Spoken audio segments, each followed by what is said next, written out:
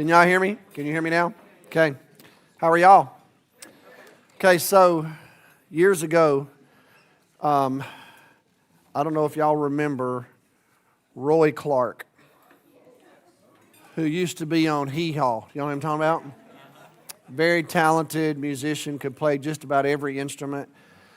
And so my mom and dad love Roy Clark, and so I was with them one night, and we were watching him in concert on television, and he was playing the guitar.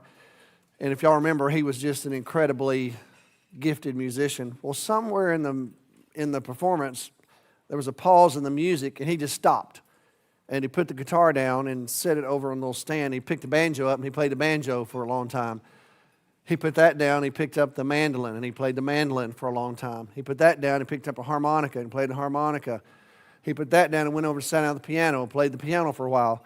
Anyway, after multiple instruments, he came back and sat down and picked the guitar up, and he said, "I bet y'all thought I forgot where I was." And then he just picked right back up. That's how I feel today. I bet y'all forgot. Y'all think I have forgotten where I am in this Bible study, but I have not forgotten. We're on page 20 of Exodus, okay? That's where we are. And so we're going to look today at the 10 words, as they're called in Exodus. If you'll look at your outline, I just wanted to remind you of where we've already been. The first 19 chapters, 19 pages of Exodus is actually the story of the Exodus, where Israel's delivered from Egypt, and then God commissions his people in Exodus 19. And Exodus 20, where we're going to be today, marks the beginning of the covenant that God's going to create for Israel. And that covenant explanation is not going to end until we get to the 27th chapter of Leviticus. So it's going to take us a while to get this, what typically is referred to as the book of the covenant. It's going to take us a while to get done with that because it goes all the way through the next book. We're not going to go all the way through Leviticus. What we're going to do is we're going to study Exodus, and it will take us through most of this year. And then in 2025, we're going to start with the study of Matthew just to get you ready, okay? But we're going to finish Exodus before we do that. So, in Exodus 19, Israel arrives at Mount Sinai and will be there for about a year, give or take, before they'll move on, okay? So here's what God is going to provide for his people, okay? Think about it. They have been living in bondage in Egypt, and 400 years or so, they've grown into a nation, but they've not really had any level of independence. They've been slaves, and they had obviously some type of organization, because when Moses went to meet with them, if you remember Moses and Aaron, they met with the elders of Israel. So there was some kind of organizational structure for them. We're not really sure how they managed their worship practices. We're not sure how all that worked. I would just say this, there's a lot of unknown to them right now. They are now out, delivered from Egypt. They're out in the wilderness at the foot of this mountain range and unsure of their future. More than likely, most of them probably thought, here in a few weeks, we're going to be at our final destination. God's getting ready to take us to this land that he has promised us, that he gave to Abraham, and it's only about a 3 to 4 week journey to get there, so more than likely that's kind of in their psyche. They have no idea what's ahead of them. So, for example, God is going to leave them at Mount Sinai for a year. He's going to instruct them, he's going to teach them, and he's going to give them his expectations of them, and he's going to create a new people, if you will. So, as you read the Old Testament, here's what you'll discover. It's filled with legislation. So I've put here in the outline, there's Jewish scholars typically say in their Bible, there are 613 laws, okay?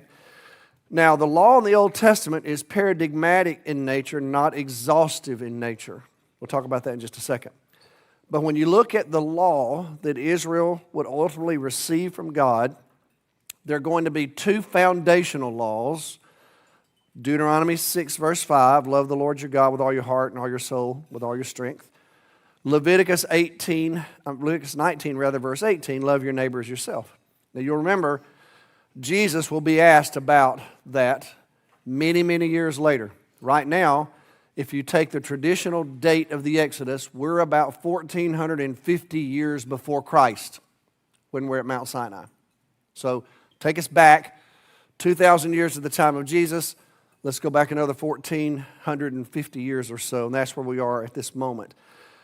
But eventually, the Jews are going to recognize, as God reveals himself to them, that there are two foundational laws. Jesus will be asked about that, and he'll call to mind both of them. But then there are what we typically refer to as the Ten Commandments, but in this text, they're called words. 10 words. And so we have those. They will give expression to these two foundational laws. So depending on how you number the 10 Commandments, and it's quite interesting, our Jewish brothers and sisters number the commandments differently than we do. There's still 10 of them. They count them differently than we do. Our Roman Catholic brothers and sisters do that as well. The NIV is heavily influenced by Protestant theology and leans toward Protestants. So if you have your copy of the Bible with you today and you happen to have an NIV, you'll see the way it's actually printed on the page. The 10 Commandments are highlighted by the way they're printed, by how Protestants have typically counted the 10 Commandments. Okay? So for example, the Jews would argue that the very first verse 2 is the first commandment. Protestants don't count that as a commandment. It is a statement of introduction, context. But if you look at these commands, the way they're laid out, the first 4 of them are connected to the command to love God, and the final 6 are connected to the command to love your neighbor. And then after that, there's going to be 601 more commands in the Old Testament. Now, scholars typically, they use all kinds of words to describe the legislation in the Old Testament. I won't go into all of those, but I will just mention 2 of them, paradigmatic and exhaustive. You and I are modern Westerners, and so we typically view legislation as being exhaustive. And what I mean by that is our legal codes in most every city, county, or state are thousands of pages long. And why is that? Because we're exhaustive in nature, and it's exhausting to try to keep up with it. The Jews chose not to do that. They wrote paradigm law. That's why it's called paradigmatic. So for example, if you read in Exodus 22 that you can't take your neighbor's sheep or donkey, and you say to the judge when you're brought in, well, I didn't, I took his goat. That's a loophole, right? But in the Jewish law, they used common sense to extrapolate the law to cover other circumstances rather than actually writing it out. We've chosen to write it all out. That's why there are so many loopholes. That's why y'all get frustrated when somebody gets caught doing something that you know is guilty and they're actually a criminal and they get off because of some technicality, right? It's very frustrating to us because it feels unjust. But that's because we have an exhaustive approach to legislation. The Jews did not do that. In other words, if the command is don't bear false witness against your neighbor, well, that means you also can't lie about your mama, even though she wouldn't be considered a neighbor. In other words, they will take the paradigm, if you will, extrapolate it to cover with common sense what seemed right to them. Does that make sense? That's why it's called paradigmatic law. That's why the Old Testament doesn't have 10,000 laws in it, because they chose not to cover every single situation that was going to take place. You know, like you were told you could not attack and do harm to your parents.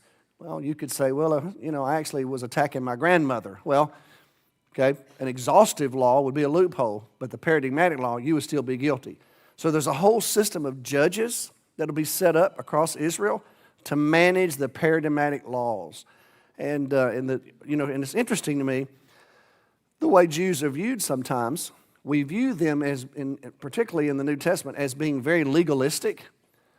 You know what I mean? We usually view them negatively that way, when actually they were, but they also used a whole lot of common sense in the application of their legislation. And Just want to make sure y'all notice that and that they get credit for that, okay?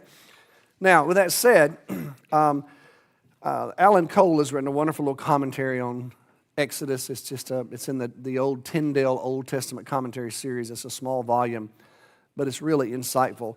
And he says this: it has been said that 10 Commandments are God's nature expressed in terms of moral imperatives, and it's significant that God chose to reveal himself so rather than in terms of philosophical propositions. In other words, God reveals his nature not in just declaring these esoteric, speculative, philosophical statements, but instead, he uses moral imperatives. These are the things that are going to express my character. These are the things that will express my very nature. God is a moral God, and so therefore his expectations are framed as moral imperatives. So with that said, let's look at the text. Let's look at Exodus 20, verse 1. And God spoke all these words, 10 words. I am the Lord your God who brought you out of Egypt, out of the land of slavery. So God is revealing himself as the God of history. What he's about to say is going to make Israel understand he's the God of everyday life.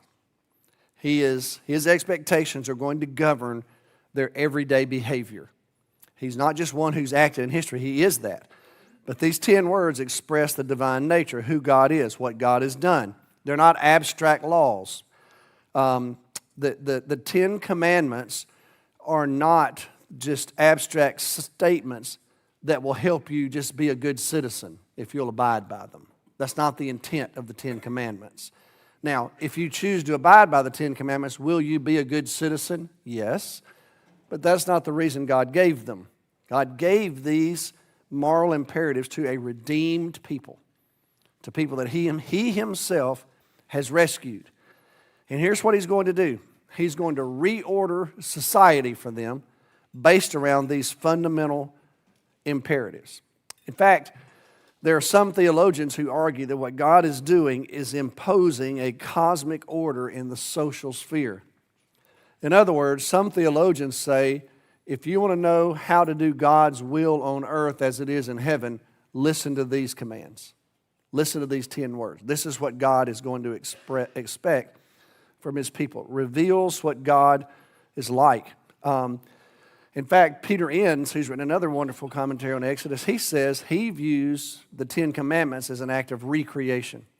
That God has created everything that is, and now He's recreating these new people to live the way He wants them to live in the midst of the world in which God has called them. So that's kind of a general introduction to the 10 Commandments. You know, 10 Commandments are somewhat controversial in our culture. It's fascinating to me. People get angry over where to put them. You know, can you hang the 10 Commandments in a classroom at a school? They're displayed at the Supreme Court, and people like to argue all of that. And I would just tell you, historically, I don't have a whole lot of energy for that. I'm more interested in not where the 10 Commandments are hanging. I'm more interested in whether or not they're inside of us, because I feel like if we were living them out well, I wouldn't have to hang them up anywhere. That would be my take on it, and I'm saying that respectfully. Because this is God's desire for His people. And we can take these and extrapolate them out in how we live every day. And that is the message to me. That's the incarnational approach to this.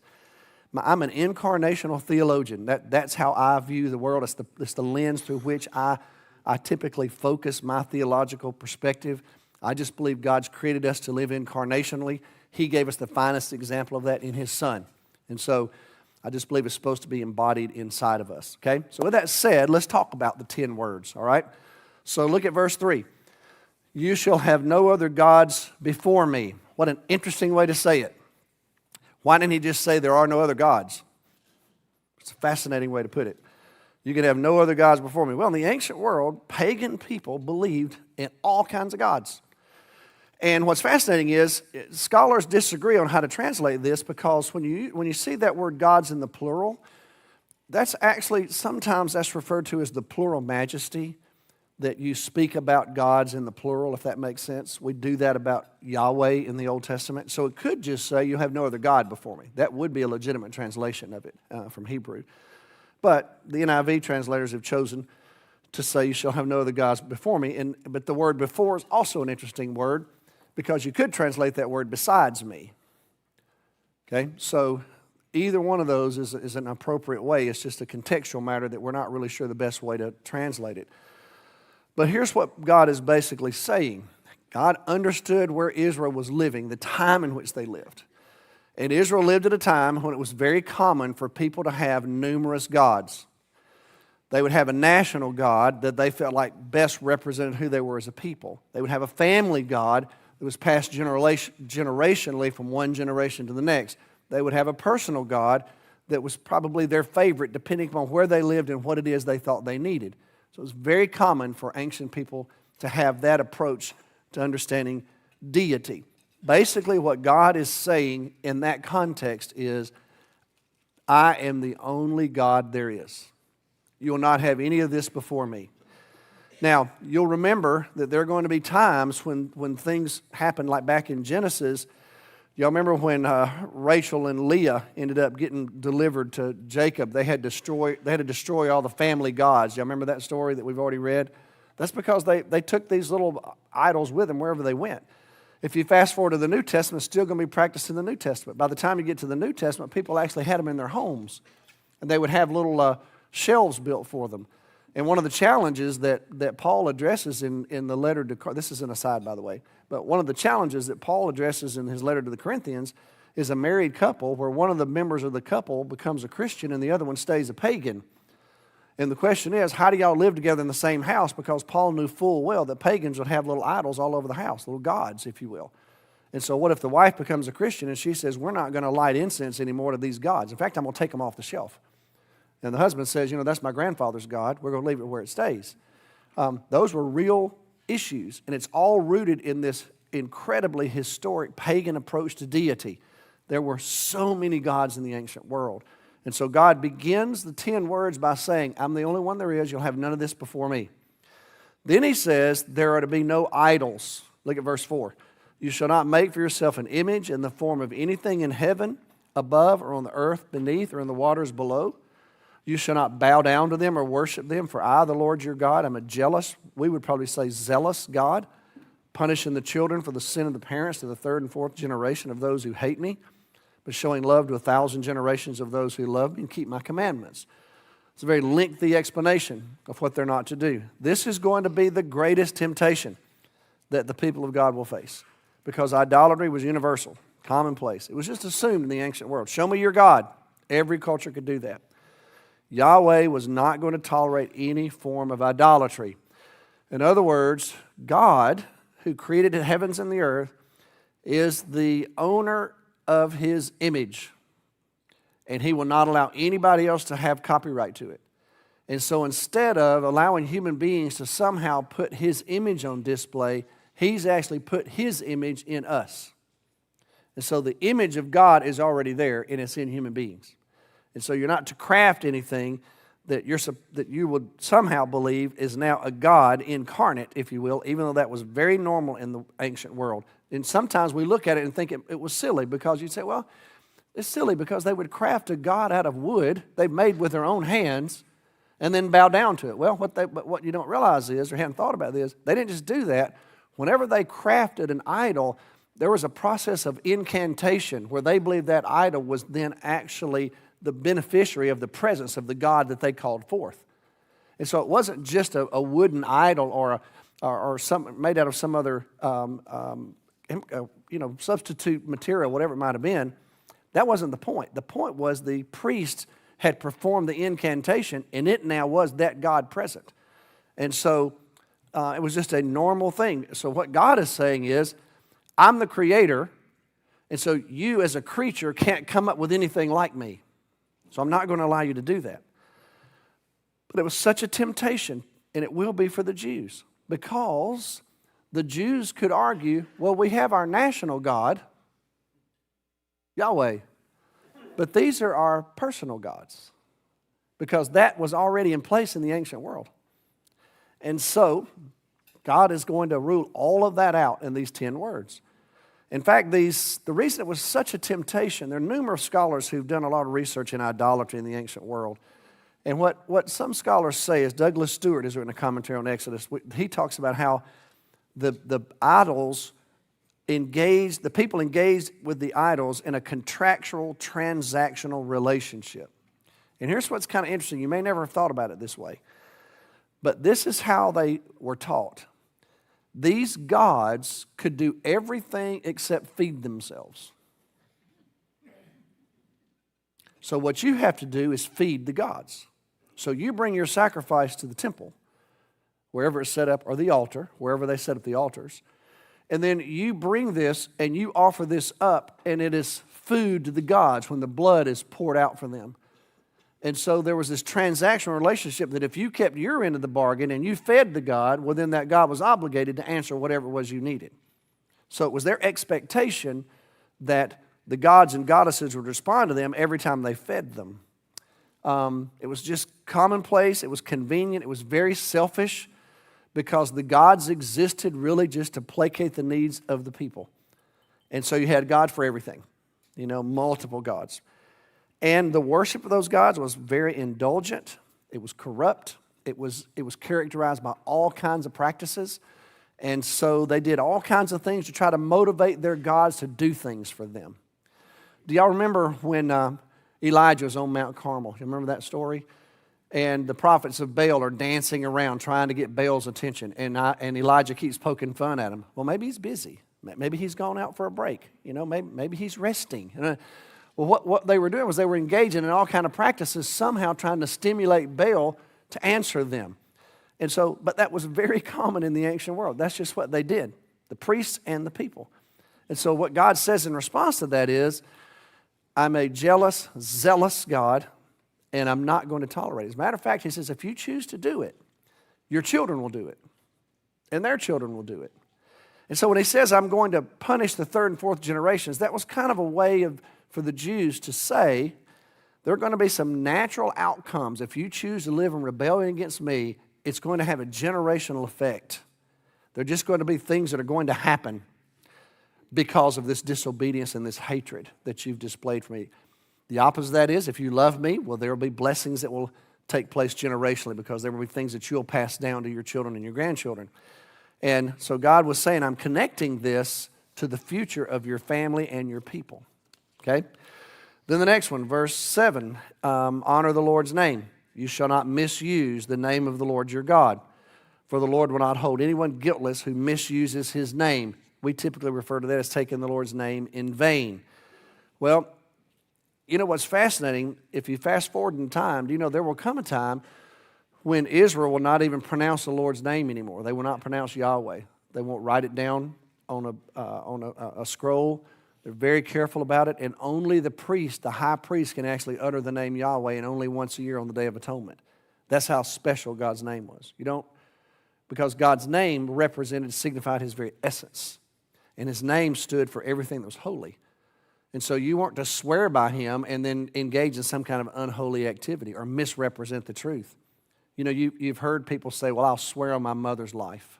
You know what I mean by that? That kind of a statement? Well, in the ancient world, it was very common to swear on the names of the gods. And God is cautioning Israel, be careful swearing on my name. You don't take my name in vain, because God's name represented his very essence and who he was. Remember what his name meant. I am. So if you misuse my name, you're actually attacking the very nature of who I am as I've revealed myself to you. So he says you can't do that. And then verse 8, keep the Sabbath. This is the lengthiest one in the commandments. Remember the Sabbath day by keeping it holy. 6 days you shall labor and do all your work. Now that's interesting. There's a connection between God saying refrain from work and keep this holy. Okay? So kind of a combination there, if you will. 6 days you shall labor and do all your work, but on the seventh day, it's the Sabbath to the Lord your God. On it you shall not do any work, neither you, nor your son or daughter, nor your male or female servant, nor your animals, nor any foreigner residing in your towns. Now, that's one of the most exhaustive statements in the Ten Commandments. That's more than paradigmatic. In other words, the Jew could have said, well, I'm not working on the Sabbath, but my servant is out there bringing in the harvest. So God is saying, no, you can't even do that. Don't go send your son out in the field. Don't send your daughter out in the field. Don't send any of your servants. Don't force your animals to work that day. He says, as a matter of fact, even the aliens who live among you, don't force them to work that day. Because the Jews could have said that, well, this commandment's just for the Jews. So these guys who are living with us are our slaves. They're not Jews, so they can work today. God will say, no, nobody can work on this day.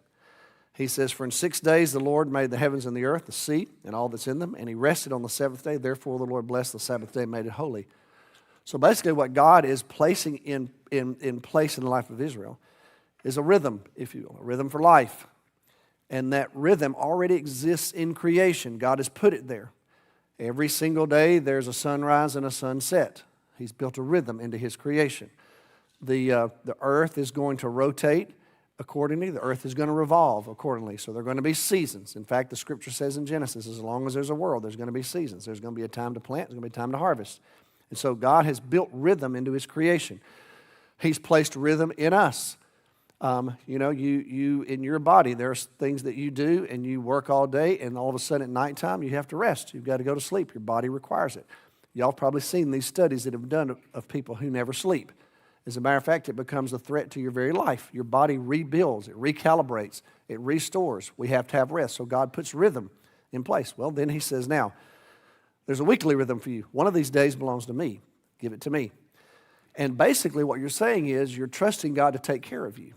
You're trusting God to provide for you.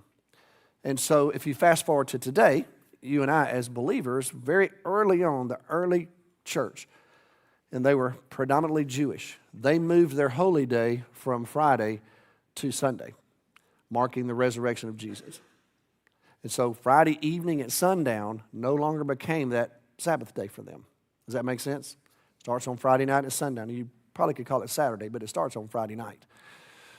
Well, the early Christians said, no, actually, under the new covenant, the first day of the week is the day that we believe belongs to the Lord. It's a principle applied for the very same thing, but now for even a deeper reason. Not just honoring what God has done for us with this command to rest, but also honoring the resurrection of Jesus and the salvation of our souls. But in agrarian society, this was hard to do because a farmer can work every day, right? There's not a farmer worth his or her salt who wakes up in the morning wondering if there's anything to do today. There is something to do today.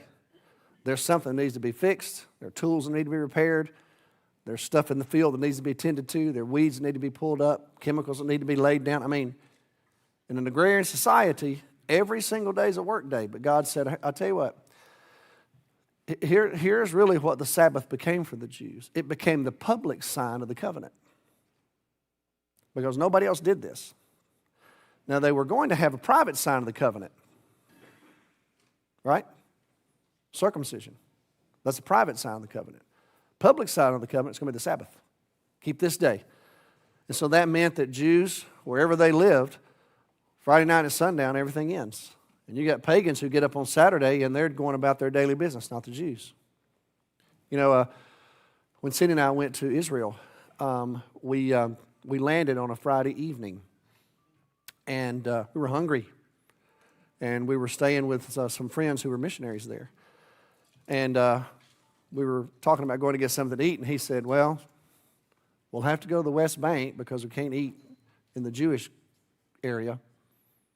And I wasn't even thinking, and I said, really? And he said, it's the Sabbath, Dennis. I said, oh yeah, I've read about that. And guess what? All the Jewish restaurants were closed. It's Friday night. All the Palestinian restaurants were open. And so we were able to go and eat. Even though they have a holy day as well, there was still that sense in which for the Jews, there's something about this day. The sense of that's been carried over to the Sunday for us. And again, it's a sign of trust in God. Then the next one, honor your parents. Verse 12, honor your father and your mother so that you may live long in the land and the Lord your God has given you. Well, there's the shift now. We're moving from our relationship with God. That's the first few commandments. Now we're moving to our neighbor, our relationships with people, if you will. So the two foundational core commandments, love the Lord your God, well, those are the first four. And now love your neighbor. These are the next six. And so we will honor our father and mother. Family relationships are at the very foundation of the people of God. And particularly this one, God says, if you will care for your parents and treat them accordingly, you will be healthy people. God will continue to provide for you. You'll be able to live in this promised land, and you'll build a healthy society. If you live in rebellion against your parents and you don't honor this core family relationship, then there's going to be trouble in the land. Then, he says in verse 13, no murder. It's really just two words in Hebrew, no murder. And it's typically translated because of the intensity of it, thou shalt not murder.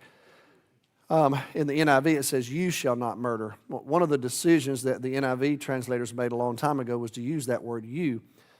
But the reason that some translations still use the word thou and thee is that's your sign that it's a singular pronoun, if that makes sense. That's the key in an English translation. If you see thou or thee, that's a singular pronoun. If you see you or yours, that's a plural pronoun. The NIV doesn't do that. So we lose that distinction with the NIV. But in other words, all of these commandments are in the first person singular or second person singular. They're for you, in other words. So they're all masculine and singular. But again, remember the paradigmatic approach, because a woman could say, well, this wasn't given to me. I'm a woman. This is a masculine pronoun. Well, no, you use common sense to extrapolate this out in every situation. This is for everybody. You shall not murder. God's the author of life. He's sovereign over it. You know, I like the translation murder because sometimes we misunderstand the translation kill. The Bible in the Old Testament offers, there are numerous places where life can be taken, but the Bible never sanctions murder. So this individual action of taking another person's life, God outlaws it in the Ten Commandments. Verse 14, no adultery. Marriage is the foundational human relationship. It's used by God to symbolize his relationship with his people. And so God mandates sexual purity. You honor God's foundational relationship. It is the purest of all and the holiest of all human bonds. Marriage is. That one flesh relationship is where human beings can engage in potentially procreation, and it's the one act where they engage in fully expressing the image of God, male and female together. And that is reserved for the bonds of marriage. Now, you'll find examples of polygamy in the Old Testament where men will have more than one wife. You will not find any examples of polyandry where women have more than one husband. That won't exist in the Old Testament. But what you'll discover is that the marriage between one man and one woman is always held in high esteem as God's original design. Jesus will refer to it himself when he's asked about marriage. He'll say, well, haven't you read that God created male and female, and the husband's will leave his wife and leave his parents and cleave into his wife, and they'll become one flesh. So this is the fullest expression of the image of God, because God evidently designed it that way. The only way to fully express his image was for there to be both genders, both male and female. And so when a male and a female come together in a marriage relationship, that's the fullest expression of the image of God. There's to be no stealing. Verse 15, you shall not steal. Well, stealing threatens the social order. Ownership is honored in the legislation of the Old Testament. So is stewardship. You're to keep your hands off of what's not yours. That's just how it works. It's a fundamental principle. You're to be a good steward of what you have, establishing your ownership of what you possess, and then no one else is to take it from you. Then, no false witness. Verse 16, you shall not give false testimony against your neighbor. Now, there's that word neighbor. It's the first time it appears. Love your neighbor as yourself. Well, the ancient world's justice system heavily used capital punishment for most offenses. Just about everything that someone did wrong in that ancient world was punishable by death. Okay? It's one of the ways in that society they maintained order. So consequently, if you bear false testimony against a neighbor, it can have drastic results. It can result in their death. And so God specifically forbids that kind of practice. You cannot give false testimony. Because y'all even remember, even in the New Testament time, if you can get two witnesses to something, well, then you have the truth, right? If they would just bear this out with each other. So in the ancient world, God is ruling this out to distinguish these people from others. Then he takes it one step further, where he says, not only shall you not steal, if you look at verse 17, you shall not even covet your neighbor's house, your neighbor's wife, male or female servant, ox or donkey, or anything that belongs to your neighbor. When you get to this command, God is taking the commandments to a whole nother level. And what he is basically saying is, you've got the word envy, at least in Hebrew, The word covet, rather, in Hebrew, verse 17, is the word for desire. That word is neutral. It has nothing negative associated with it. Does that make sense? The word desire, covet, just means you have desires. But what this command is basically communicating is that you and I have to exercise restraint in managing our desires. We've got to come to a mature understanding of not everything we desire is good.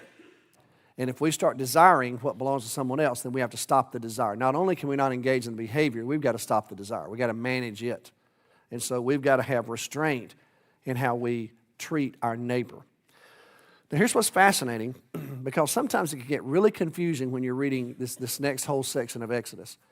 Where is everybody? That's one of the questions when you read these stories. Where is Moses? Is Moses up on the mountain? Is Moses down the mountain? Is God speaking to the people? Is God speaking to Moses? It gets very confusing. I'll show that to y'all as we make our way through this, because sometimes we don't know. Evidently right now, everybody is at the foot of the mountain and God's talking to everybody. Okay? So this message is coming from God. So look at verse 18. When the people saw the thunder and lightning and heard the trumpet and saw the mountain in smoke, they trembled with fear. So God's present on the mountain. They stayed at a distance and they said to Moses, "From now on, you tell us what he says." That's basically what they're telling him. You tell us. Let's don't have him talking to us. This scares us. We don't know what to do with this right here. Okay, so if it's okay, because we're afraid if we get this close to God where he's talking to us, we will die, because we don't even know what we're doing yet. We're not even sure how to live out these commands. So Moses says to the people, "Don't be afraid. God has come to test you so that the fear of God will be with you to keep you from sinning." In other words, you ought to be afraid of him. You ought to have the appropriate reverence, if you will. So the people remained at a distance, and Moses approached the thick darkness where God was. So now Moses is going to make his way into the very presence of God. So these people respond with reverence and awe for their God. So here's basically what's happening, and we'll stop. God is not just giving a set of random laws that he thinks it might be a good idea if you keep them. That's not what's happening. God is speaking to these redeemed people who he has just rescued, and he is sharing with them his expectations of how he wants them to live as expressions of his divine nature, and he's calling them to live as his representatives among all the other peoples in the world. And the way they're going to distinguish themselves from the rest of the pagan people of the world is by obeying these moral imperatives. It will distinguish them from their neighbors, and it will be an expression of his divine will, and in some ways a taste of heaven on earth. That's really the heart of the Ten Commandments. All right, I'm going to stop right there. So those of you that are online, thank you for joining us today, and we'll see you next week.